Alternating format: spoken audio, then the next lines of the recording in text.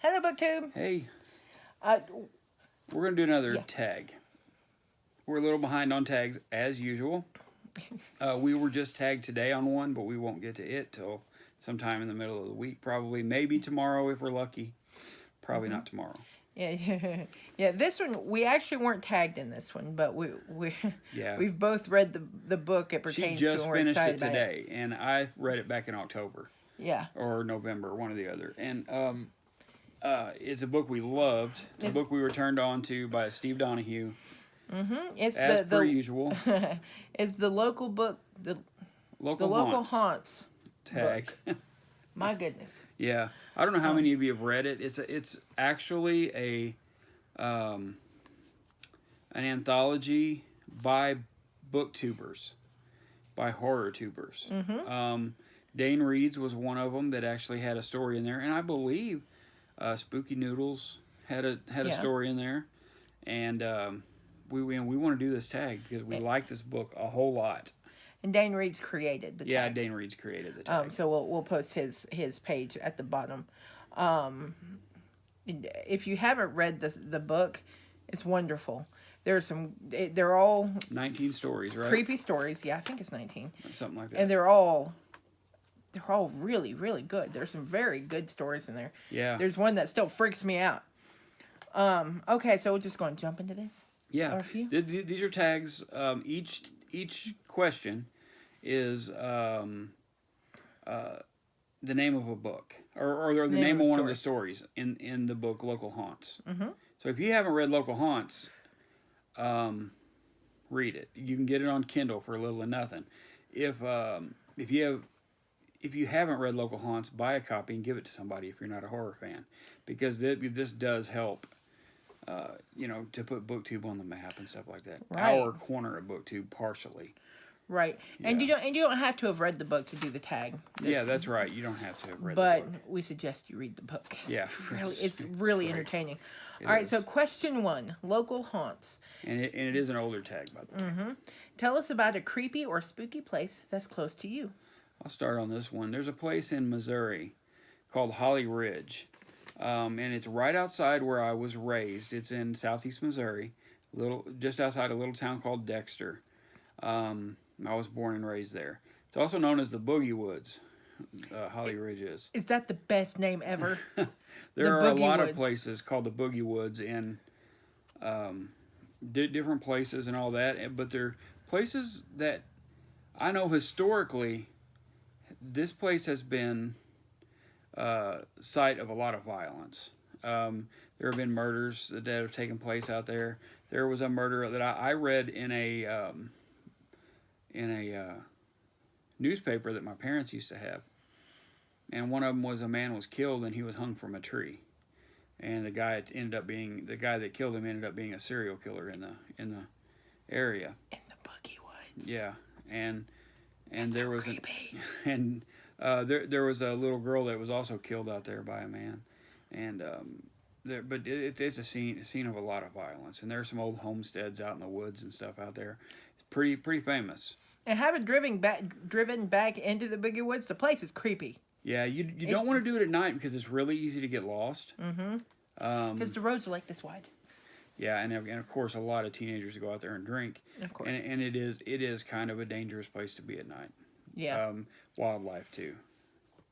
For me, I had trouble with this, and there's two that are actually really close to me, but I'm going to choose one, and it's there's a place just up the road from here. They're old copper mines, and what's interesting about them is there used to be these really big pits around this copper mine, and a lot of the families around here will tell you story after story about weird things that have happened in the copper mines.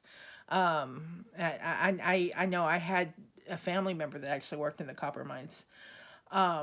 They're completely closed off now. You can't get to them. They're fenced in without permission. Without permission from the family, because it's really, really dangerous back there. But there have been stories of ghosts and weird sightings of weird things back there. Like I mentioned before, there used to be like 4 or 5 pits really deep pits around the copper mines. Now imagine it's where they threw the spoils from the copper mine operation themselves, and they closed the mines after a cave-in occurred and killed several people. But they used to find bodies in the pits. When somebody would go missing, they'd go and dredge the bottom of the pits to make sure there were no new bodies down there. So yeah, they're closed off now, and there are multitudes of stories and ghost stories and sightings and things from back there. So it's a fun place. it's a great place for telling campfire stories and things like that. But yeah, that's my pick here. I used to live in a haunted house, but I'll have to tell that story a different day. Okay, so number 2, A Stone's Throw. Tell us about a story with a young female character who has a tough life. Want me to go first? Yeah, you go first. So I strayed away from horror or scary stories because it's not necessary. And chose Forbidden by Beverly Jenkins. Eddie, the main character, had a very, very rough life. She is a person of color in the Old West. Yeah. Just after the emancipation. So, yeah, she's had a really, really rough life. Yeah. It's a great story. Very good book. It's a wonderful, I'm a big wonderful fan of Beverly romance. Jenkins. Yep. She's great. Mm-hmm. So the one that I chose was Swan Song by Robert R. McCammon. If you've read The Stand, read Swan Song. Even if you like The Stand, I liked Swan Song way better than The Stand. I think it's a much better book. I think Robert McCammon is a better author than Stephen King. Not everybody believes that, but I really do. Swan Song is amazing. Swan Song is great. This little girl is 5 years old, 4 years old, something like that when nuclear war takes place. Yeah, when the apocalypse happens, basically. The world is pretty well blown up. Her name is Swan. Yeah, her name is Swan. The Swan Song. But it is about her growing up. It is about her coming into some powers and just all kinds of things like that. She has the power of healing. Great book. I recommend anyone read it. Yes, it does have some gruesome stuff. Yes. It's not for everybody, but I like it a lot. No, it's not for the faint of heart. And it's very long. It's probably 800 pages, 850 pages. Yes, it's a mammoth. Like yeah, it is. Great book. I recommend it. Yep. All right, question 3. Crowthorne. Tell us about a story with a harmful friendship. The one I chose for this is a book called Hunted by Darcy Coates. And it tells the story of a girl who goes missing in these woods. That they're very well known for hikers. I think it's actually in Australia. They're very well known for hikers, but the thing is, she chooses to go alone, and she chose the hardest trail that you can choose, and she goes missing. And so her friends decide they're going to go find her, and they have this one friend who is just sort of the fifth wheel in the friendship, and he's just absolutely out of his mind, and he decides he's going to go find her by himself. And they're not the best friends to him, and he's not the best friend to them, and it gets him and them in a whole lot of trouble. It's a really good book if you haven't read it. Hunted by Darcy Coates. I haven't read it yet. It's very good. Yeah, I will read it. It has a rather big surprise, actually. Yeah. My pick is Don Quixote by Cervantes. Don Quixote is awful to Sancho Panza. Don Quixote is an awful friend. Yeah, he is. The first half of it to me was a wonderful book. The second half is very repetitive. Now, if I had read one half 1 year and the second half the next year, I think I would have enjoyed the second half more. But the first year, I really got into the comedy, which was way more lacking in the second half. So Because Man the from La jokes had already Mancha. been told Yeah, in the first half. I think Man from La Mancha was the first half, and that was the half that I enjoyed the most. But I still recommend it to anybody who has the time to read it. Do it. Yeah, absolutely. Yeah. Okay, question 4. Screen 8, which is a really creepy story. Yeah, it's a really cool story. Tell us about a movie that scares you and that's based on a true story. Okay. Yeah, I'll go. There's some argument here with mine.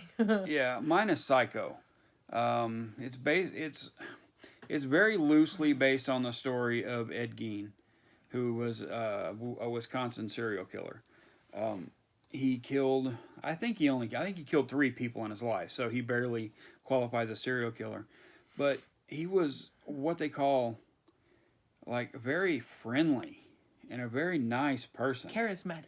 No, he wasn't charismatic. No, No? he was very awkward, very strange. Oh. But if you think about it, Norman Bates wasn't charismatic either. He was kind of the same way. He was backward, didn't speak a whole lot.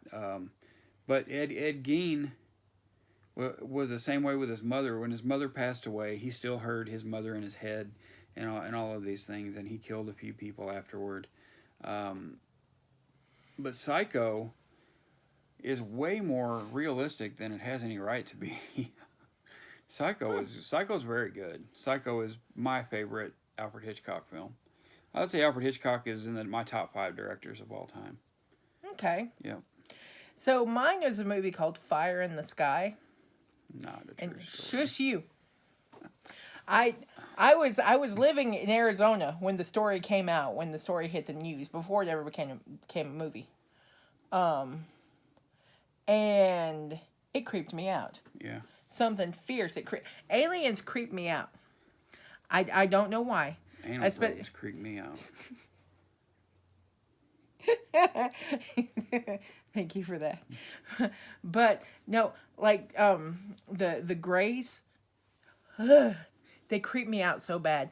And there was a movie a few years ago called, I think it was The Fourth Kind or something like that. That movie scared the crap out of me. I thought it was dumb. It scared the crap out of me. I don't know why. Aliens don't do it for me.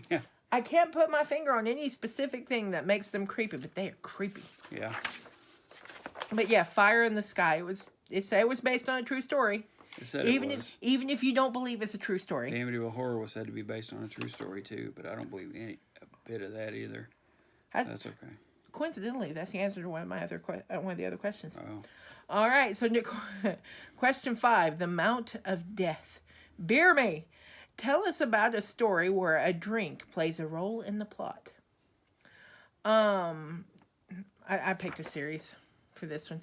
It's a series by Ellie Alexander. They're the Sloane Krause the Sloane Krause series. She runs a microbrew I can't say it. Microbrewery. Thank you. And yeah, beer plays a very, very big role in this series. And I really like it. It's very good. I'm a fan of Ellie Alexander. So if you haven't read the Sloane Krause books and you like your cozies, they're worth a read. They're fun. The one I picked was an arc we read last year, and it was called Grounds for Murder by Tara Lush. It was the first book of a new cozy series that just came out, and surprisingly came out in hardcover. Her very first novel, and it came out in hardcover. But it was good. It was a lot of fun. It was a little long. It should have been about 50 pages shorter. But for a first book, it was totally competently written. It was. It was. It was very good. It was actually my first cozy mystery, and I enjoyed it a lot. But it's called Grounds for Murder. Mm-hmm. I do recommend it. Yeah. It's a coffee shop mystery. You didn't choose any cozies for March Mystery Madness. I sure didn't. I was going to, but I found other stuff I wanted to read. You should choose one if you have to. If I have time, I will choose another bonus. Yeah. Based on the title. The title, yeah. Okay. Yeah. So question 6, The Blocked Cellar. Tell us about your favorite horror, paranormal, or true crime YouTube channel. We both have the same. one here because it's really the only one we really watch. Yeah, I haven't watched any YouTube horror Not much. YouTube channels. It's Mr. Ballin. Ballen. Mr. Ballen. So if you haven't watched that, that's good. It's not some dude trying to make a spooky voice and sounding more like a pothead. Like his whole face is numb. Yeah, yeah. There are people out there who try to tell these stories with a creepy voice and they just sound dumb. But this guy tells stories. It's just his face. He'll show a picture every now and then. He tells a lot of true crime stories, right? A lot of really good true crime stories. He does tell some creepy stories too, but they're all fun because it's him. He's a great storyteller, and he's just sitting there telling a story. Nothing out in left field about it. It's really good. That being said, if you have any recommendations for like good paranormal YouTube channels, let me know. I am there for it. I love good horror and paranormal and ghost stories and hauntings. I love it. I'm more of a true crime person, but I'm not. yeah, I love paranormal and haunting books and stuff like that. But when it comes to videos on YouTube, give me the true crime. Question 7, The Night Watchman. I liked that story. Yeah. Tell us about a story that's set partly at night. Yeah. I chose Dracula. Yeah. Night plays a really big role in that book. It does. That's actually a perfect pick. And that's when it gets creepy. Yeah. Dracula, that's when it gets creepy.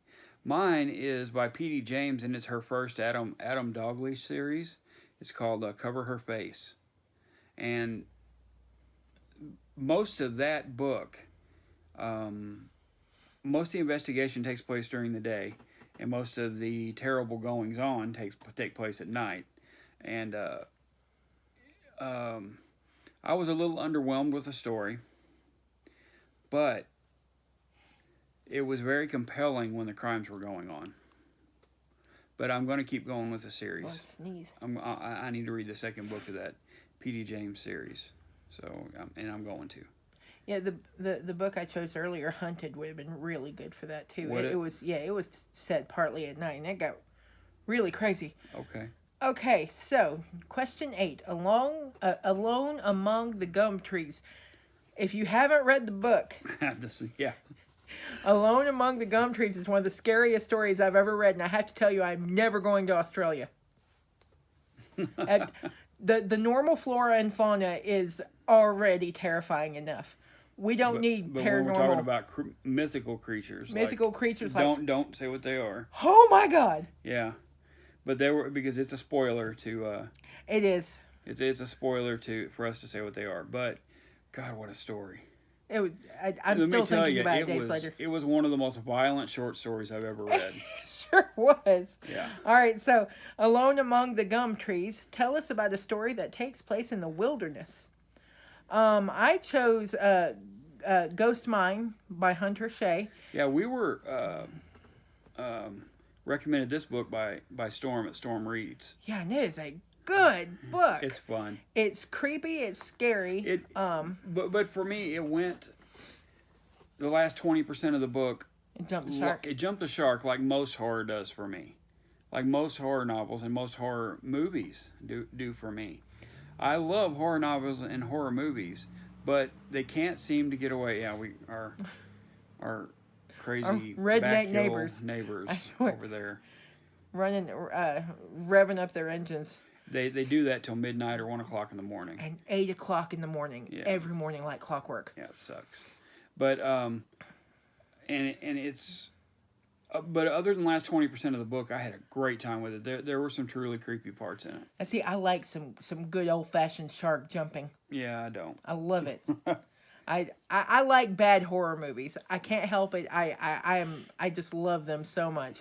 And I enjoyed the last bit of Ghost Mine. I couldn't put it down.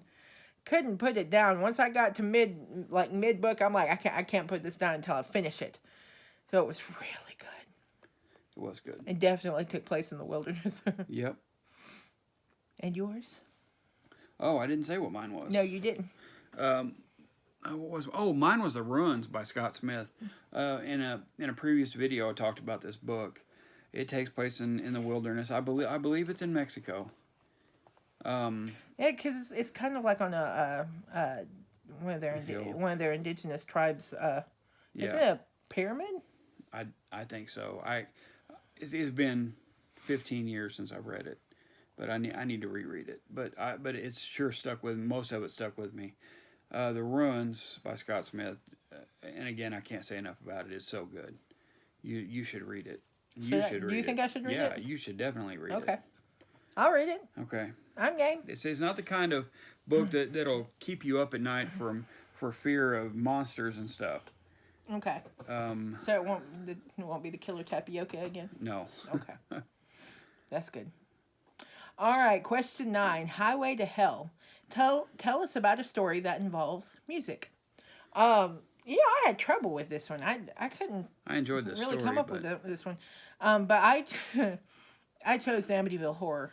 There are several parts in the book where I can't remember their names.